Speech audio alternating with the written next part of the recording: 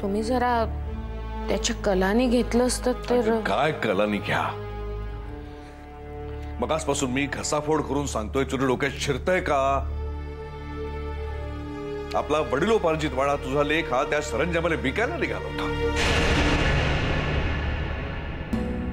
पण तुम्ही सुद्धा अगदी त्याला घराबाहेर चालता हो असं कसं म्हणाला? तो मुलगा आहे ना आपला. तो तेच तर दुःख आहे ना, त्याच्यासारखा मुलगा आहे आपल्याला.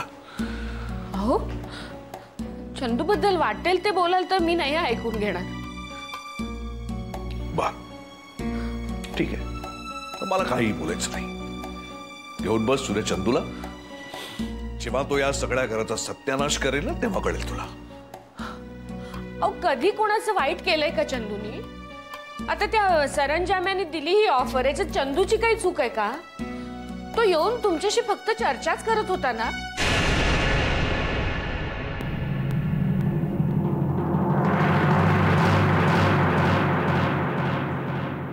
चर्चा करायची काही गरज आहे? त्याला सरळ त्या सरंजामाचं थोबाड नाही फोडता आलं? अरे आपल्या वाड्याकडे वाकड्या नजरेने बघूच कसा शकतो हा? तुम्हालाही त्यांनी क्लास विकत घेण्याची ऑफर दिली होती तेव्हा तुम्ही फोडलं होतं त्याचं थोबाड. विचार करून सांगतो असं म्हणून मगच नकार दिलात ना? वसुधा, तेव्हाची परिस्थिती वेगळी होती.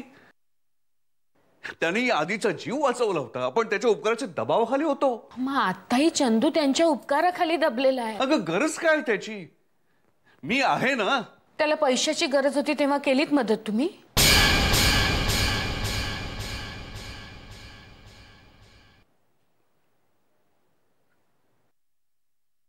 तू बोलतेस वसुधा?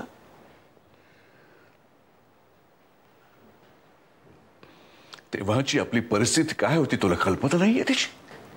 नाही म्हणजे मला तसं नव्हतं म्हणायचं. पण काहीही बोलू नकोस तू. माझ्या मुलांनी मी किती नालायक आहे सांगून झालंय. तू वेगळं सांगायची गरज नाहीये. हो, चुकून निघून गेलं तोंडातनं. मला खरंच तसं नव्हतं म्हणायचं. मनातल्या खऱ्या गोष्टी अशा चुकून मागूनच बाहेर पडतात. नका ना तुम्ही स्वतःला त्रास करून घेऊ. सांगितलं ना मी, खरंच मला नव्हतं तसं म्हणायचं. आणि चंदूलाही सांगते हो मी, समजावते त्याला. चुकतंय त्याचं. त्याची चूक एकच आहे का? त्याच्या नावापुढे मधुसूदन शास्त्री हे नाव आहे, सरंजामे नाही.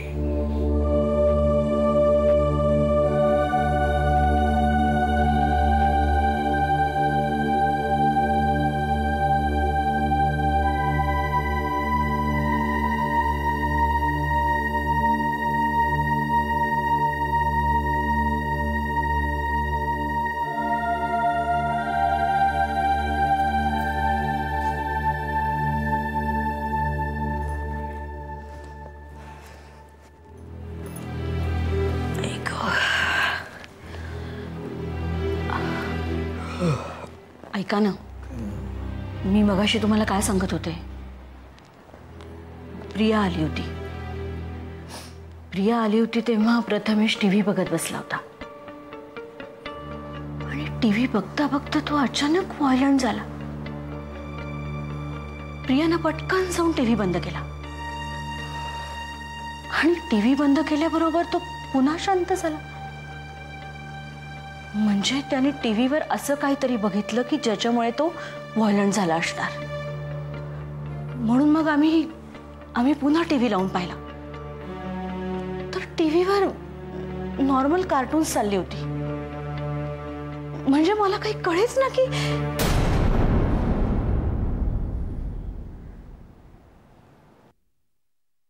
तुमचं लक्ष नाहीये ना माझ्या बोलण्याकडे? काय? अहो, मी प्रथमेश बद्दल इतकं महत्वाचं तुम्हाला काहीतरी सांगते आणि तुमचं लक्ष. नवीन काय आहे त्यात? तो काय पहिल्यांदा व्हायलंट झालाय का? अहो, माझं काय चाललंय, मला काय होतंय याचं कोणाला काहीच पडलेलं नाहीये. सांगितल्याशिवाय कळणार आहे का काही? सांगा. वा, आत्ता सुचतं विचारायचं. हे बघा, बस बस, बस.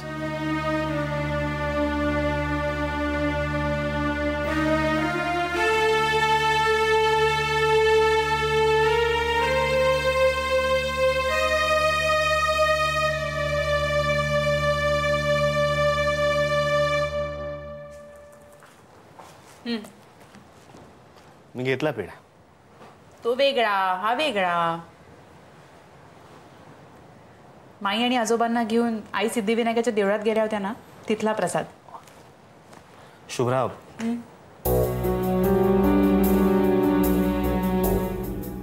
बाबांचा मूड ऑफ झालाय का? काही झालंय का? नाही, काही नाही. नाही, ते नीट जेवले नाही, अर्धवट उठून निघून गेले. त्यांची तब्येत बरी नाहीये का? नाही हो आदिनाथ, असं काही नाहीये, बरे आहेत ते. भाई येऊन गेला. हो, आले होते ना. त्या दोघांमध्ये काही वाद झालाय? नाही, असं काहीच झालं नाही. Shubhra, I am sensing something wrong.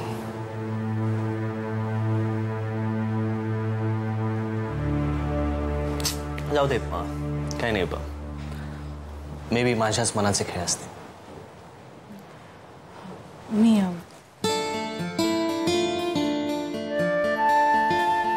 Swapnil 1-2 दिवसात शिफ्ट होणार आहे आता. हो, बोलले ना ते मला. त्याचं काय? त्याचं असं आहे की 1-2 गोष्टी आपल्या गोव्यात. आदिनाथ, काम आहेत किचनमध्ये खूप.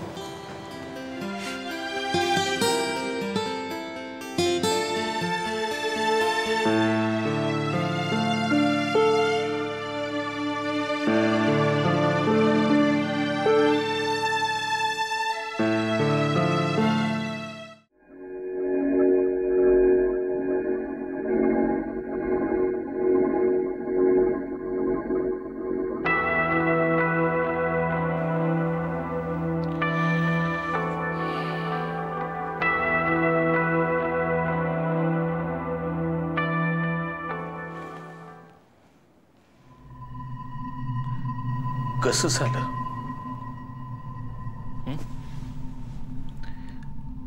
वय काय होत? वय?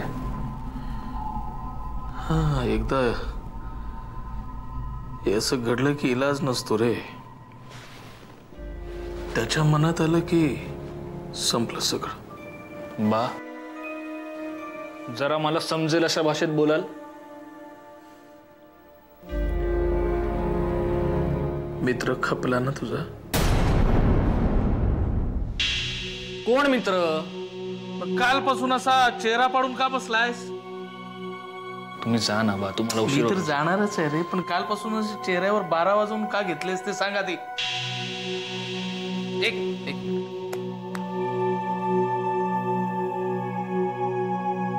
त्या मुलीमुळे हे सगळं? कोण मुलगी? जिच्या मागे कोकणापर्यंत गेला होतास, त्या दिवशी पावसात चिखल तुडवत फिरत होतास.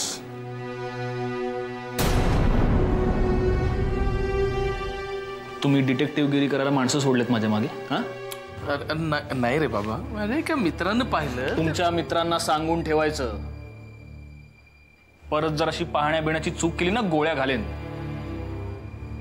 कळतंय तुम्हाला? नाही. हा, नाही, पण तरी सुद्धा नाही, नाहीच.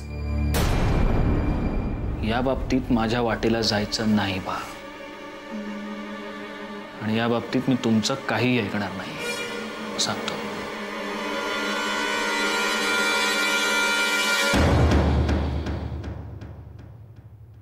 It's a very cosy place, you know. आणि जास्ती जागा मला तरी काय करायची आहे? कोण राहणार आहे तिथे? मैं और मेरी तन्हाई. का आयुष्यभर असाच थोडीच राहणार आहेस तू?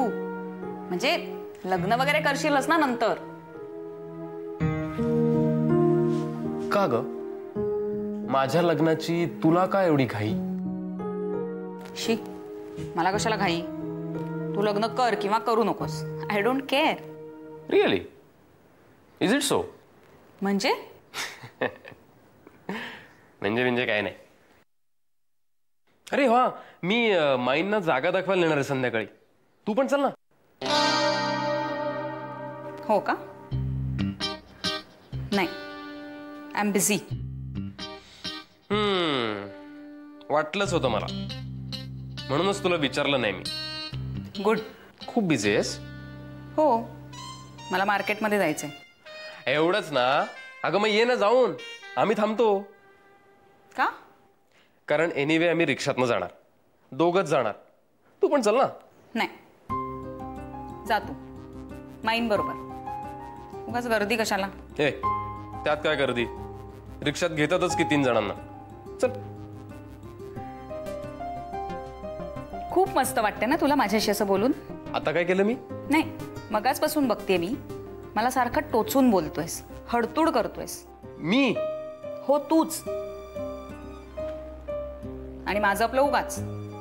आपला मित्र आहे, नवीन घर घेतलंय, तर त्याला जरा मदत करावी. इंटिरियर जाऊ दे, मला सुद्धा खूप काम आहेत नाहीतरी. प्रिया,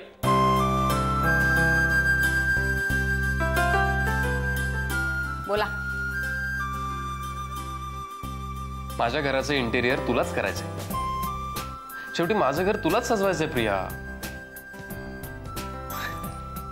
माझ्या माहितीत तरी आर्ट बीटचा बराच सेन्स असलेली तू एकटीच आहेस. What are may be your drawbacks? काय? I am not interested. Now what?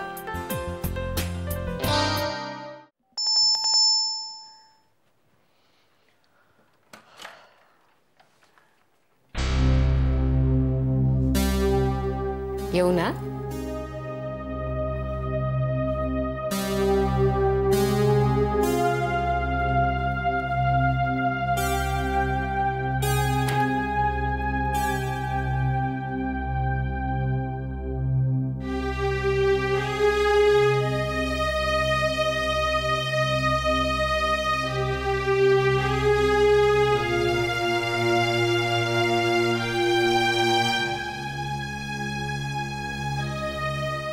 अरे बस ना.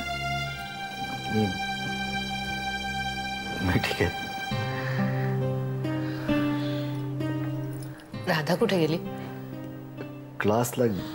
हा, प्रथमेश आला नाही का शाळेतून अजून?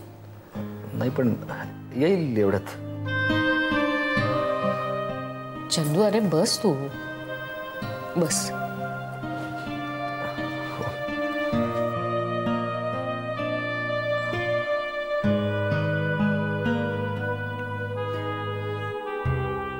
मला सांगशील हे सगळं काय चाललंय तुम्हा दोघांचं? म्हणजे जाब विचारायला आली आहेस तर?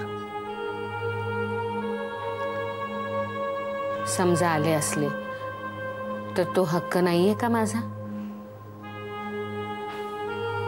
आहे ना. तुम्हा सगळ्यांना सगळ्या प्रकारचा हक्क आहे. हक्क नाहीये तो फक्त मलाच. चंदू, बाबांनी आता तुला नेमकं काय सांगितलंय मला माहिती नाही, पण जे काही घडलंय ना त्यामध्ये माझी अजिबात चूक नाही आहे.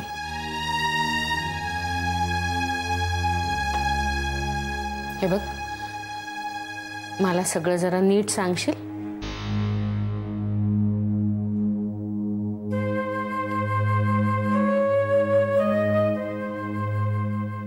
यशवंतरावांनी दिलेली एक ऑफर फक्त बाबांच्या कानावर घालायला आलो होतो मी.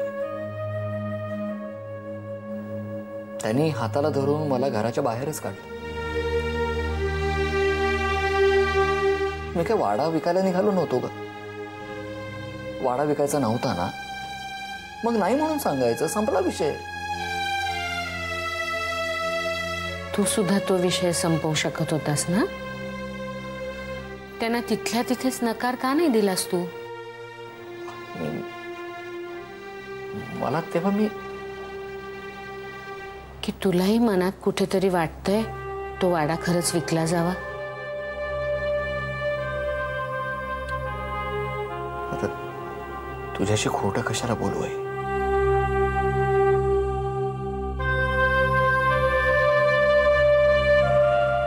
हा वाडा विकला गेला ना तर अख्खं लाईफच बदलून जाईल माझं. माझंच कशाला, आपल्या सगळ्यांचंच. आता या क्षणाला 7 कोटी रुपयांची ऑफर आहे. शिवाय रिसॉर्ट मध्ये 10% पार्टनरशिप पण. ते घर आहे आपलं चंदू. शास्त्री कुटुंबाच्या 4 पिढ्यांचा जन्म झालाय तिथे. अरे अख्ख्या आपल्या कुटुंबाचं बळ आहे तो वाडा. म्हणजे ती नुसती प्रॉपर्टी नाहीये रे. आपल्या सगळ्यांच्या किती आठवणी जोडल्या गेल्यात त्या वाड्याशी. त्या वाड्याने मला माप ओलांडून या कुटुंबात घेतलं. तुम्हाला बोट धरून चालायला शिकवलं. तुम्हाला लहानाचं मोठं होताना पाहिलं त्या वाड्याने. आणि आता मोठा झाल्यावर त्याच्याच मुळावर घाव घालतोस तू. घाव कोण घालते आई? एकदा तिथे रिसॉर्ट झालं ना की वाडा रिनोव्हेट होईल. पण तेव्हा तो तुझा नसेल ना चंदू. वाड्यावर नवीन रंग चढेल, तो छान चकचकीत दिसेल, पण ते आपलं घर नसेल रे. 4 पैसे टाकून 2 दिवस मजा करण्यासाठीच ठिकाण उरेल ते फक्त. मला कळतंय का? मला हे सगळं कळतंय. माझ्याही बऱ्याच आठवणी जोडलेल्या आहेत त्या वाड्याशी. आणि म्हणूनच बाबांशी बोलायला, बाबांशी डिस्कस करायला मी आलो होतो. मला माहिती आहे वाड्याबद्दल जो काही निर्णय घ्यायचा आहे तो आजोबा घेणार आहे. आणि म्हणूनच मी बाबांशी डिस्कस करायला आलो होतो. मी डायरेक्ट जाऊन आजोबांशी बोलू शकलो नसतो का? वाडा हा मुद्दाच नाहीये आई. हे माझ्या असं वागलेत की. चंदू, तुला माहिती आहे ना त्यांचा स्वभाव. अरे काही काही गोष्टी नाही त्यांना माहिती आहे. त्यांचा स्वभाव खूप चांगला माहिती आहे मला. आणि म्हणूनच त्या घराचा उंबरा परत कधीही ओलांडायचा नाही असं ठरवलं मी. चंदू, हो, त्या घरानं अपमानाशिवाय दुसरं काही दिलेलंच नाहीये मला. नको रे असं बोलू राजा. तुला वाटतंय ना यांची चूक आहे. ठीक आहे, यांची चूक आहे. मी माफी मागते ना तुझी. मग तर झालं. चूक तुझ्या नवऱ्यानं केली आहे. माफी तू का मागतीयस?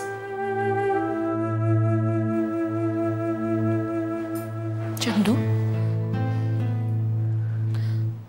माफी मागणारी त्या नवऱ्याची बायको फक्त दिसते तुला. मुलासारखी तळमळणारी आई नाही दिसत.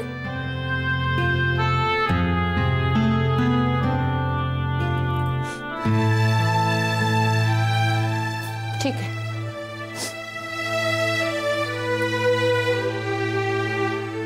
मोठा हो तू. खूप मोठा हो आणि सुखी राहा. येते मी.